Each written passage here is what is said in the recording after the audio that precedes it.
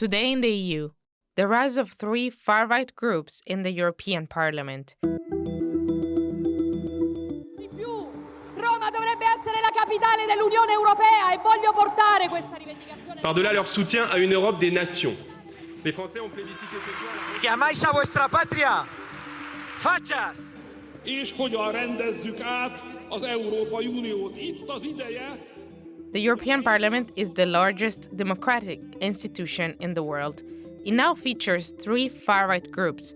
Two of them, Patriots for Europe and Europe of Sovereign Nations, emerged this week from the ashes of failed alliance negotiations. Why couldn't the far-right unite? And what does this mean for the next mandate of the European Parliament? Hello and welcome. I'm your host, Giada Santana, and this is Today in the EU.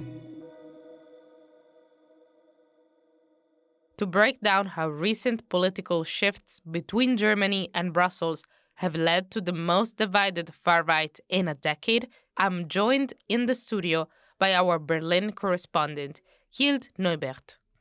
Hi, Kjeld. Hello. In the past week, we have seen much reshuffling on the right side of the EU Parliament. First, Patriots for Europe came to life, and then on Wednesday, hard-right party Alternative for Germany, AfD, announced the creation of yet another group. You've been closely following the development. How was the atmosphere like? So on Monday, the Patriots were forming, as you said, and let's say they were satisfied with themselves. You know, they mainly wanted to give the impression of confidence and that they're reining in this new era of far-right policies. And as the third largest group, which they stressed over and over and over again. And then the sovereignists, so the group that the AfD has now formed on Wednesday, they came together as well. And the atmosphere was more secretive. Secretive? How? No press conference, did not accept any media questions. The announcement right away basically only happened in writing. However, judging by the comments and impressions that we were able to gather, it was mainly a feeling of relief, I think. And why relief? Relief in that sense that they have finally managed to form and that they're not left with the non-associated parties. And the group needs to feature delegations from 7 different countries to be formed. How is Europe of Sovereign Nations composed? Europe of Sovereign Nations, the new group of the AfD, is mainly being led by the AfD as well. Right. They are formed by 8 different national delegations, gathering 25 members. However, 14 of those members are coming from the AfD itself. Then there are 2 parties, the Polish Konfederacja and the ultranationalist Revival Party from Bulgaria, who are providing 3 members each. And all the other delegations, so 5 of them who are left, they only bring 1 lawmaker in each. So this in itself is already quite a fragile construct, to be honest. If a couple of members getting in trouble or deciding that they fit into another group better, then the whole group of sovereignists, they will have to dissolve. Indeed, Europe of Sovereign Nations is walking on a tightrope. Why has AfD decided to create yet a second far-right group and put itself into such a tricky position instead of joining Patriots for Europe? In short, Marine Le Pen did not want to be brought into connection with the AfD. The AfD had a couple of scandals in their EU election campaign. Le Pen wanted to push her image of de-diabolization of her party to be more votable for the public.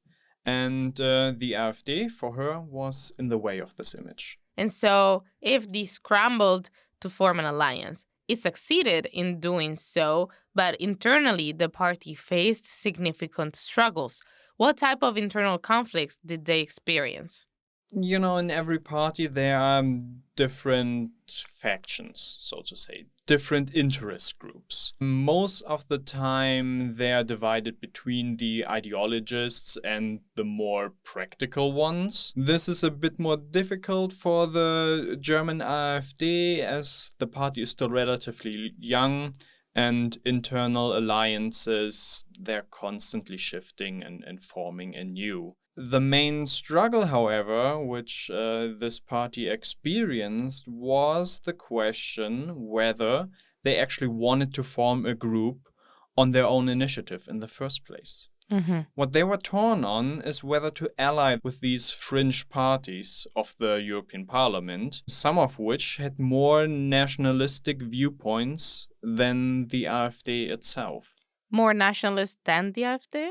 Even more, right? So these elements of the parties who were not so happy with the idea of being brought into connection with even far righter parties than they are themselves, they were reluctant because, in their opinion, it might add fuel to the public opinion that the AfD is an extremist party.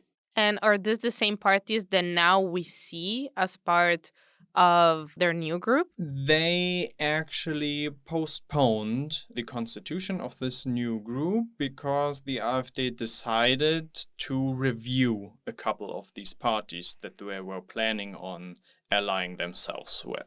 Now it seems like one of the parties that they wanted to prove a bit more or vet, so to say, will not be part of the group. It's the SOS Romania. Also, they have not accepted, or at least a few members of national delegations, for example, from the Polish party. So now we have two extra far-right groups, both announced in the span of just a few days. And you were saying that, well, the alliance didn't happen because of values issues. So what is the difference between one and the other? The main difference is that in one, the AfD is a member of, and in the other one, the AfD is not a member of. Some say that the sovereignists only exist because the AfD was ousted by Le Pen's Rassemblement National, who is the driving force between the Patriots, so the other big far-right group. The Patriots are trying to paint themselves in a picture of being a collective of far-right parties that have taken serious governing responsibilities already. Yes, who are the governing leaders, part of Patriots for Europe? For example, Viktor Orban is ruling in Hungary with his Fidesz party, and the Austrian FPÖ has already had some government experience as well.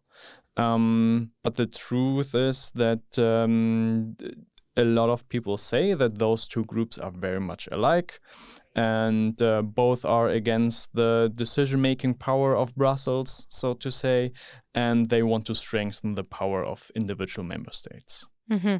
And so sovereignists and patriots, we can put them on the right of, well, Meloni's hard-right conservatives. And as we said, the nuance there is really hard to see. They all care about, halting illegal migration. They bring a strong nationalist stance. Why didn't they manage to get a majority? Correct. The short answer is that Meloni, with her hard-right ECR, how they call themselves, gambled, in my opinion, to be included in the future von der Leyen coalition. And therefore, she left the idea to work with Le Pen and others behind. Elements of the ECR and the Patriots want to appear votable to the public. So they don't want to be associated with some other parts of their European far-right family, so to say.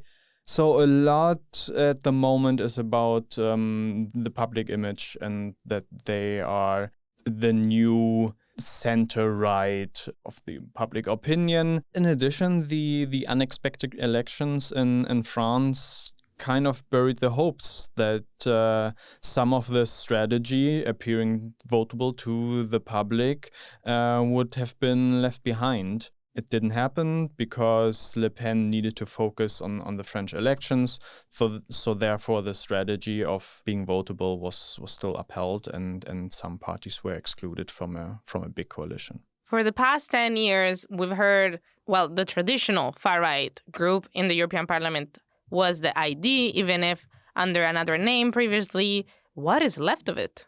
In my opinion, the ID basically did a rebranding in order to include Orban and his Fidesz party. Okay. That is it. This rebranding now attracted a few more members as well, and by consequence, they are now the third largest group in the European Parliament. But this rebranding basically helped them to shed the name of the ID, which was previously associated with the one and only far-right group. Basically, the Patriots are ID+. Finally, a lot of changes happened this week. What is the current composition of the parliament, and how do you expect it to affect the next mandate now that, well, we've seen this rebranding, as you called it? Big question at the end. Yeah. That's difficult to answer, but to give a short overview, we now have 3 different groups on the right side of the parliament. Then there's the classic bunch, so to say, in the center, and a few groups and parties on the left side. The center will have to work harder and more united in order to push their policy, because the far right is stronger than ever in the parliament. And without a doubt, there might be some temptation of the center right to work with the more pacified hard right of Meloni, for example. So there's some trouble already pre-programmed. At the moment, the cordon sanitaire is still in force, but the larger these far-right factions are getting, the more difficult it will be to keep them isolated from important positions in the parliament. So the pro-European forces are now forced to work together and to be more united than ever before.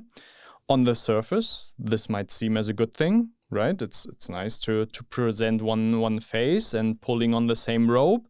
However, this will leave the only perceived opposition to their policies toward the far right and a few far left parties as well. And at least this might be how most of the public will perceive it. And therefore, it is possible that if we don't get an actual opposition besides the far right in the parliament this time, with the next European elections, we might have the same result or an even stronger far right. Thank you, Kjeld. You're welcome. I'm Giada Santana, and this was Euractivist Today in the EU podcast.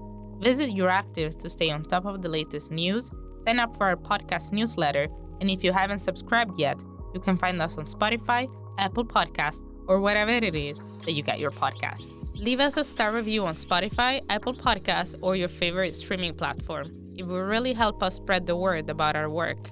This episode was produced by Miriam Sanz de Tejada, Nicoletta Yonta, and me. See you on Monday.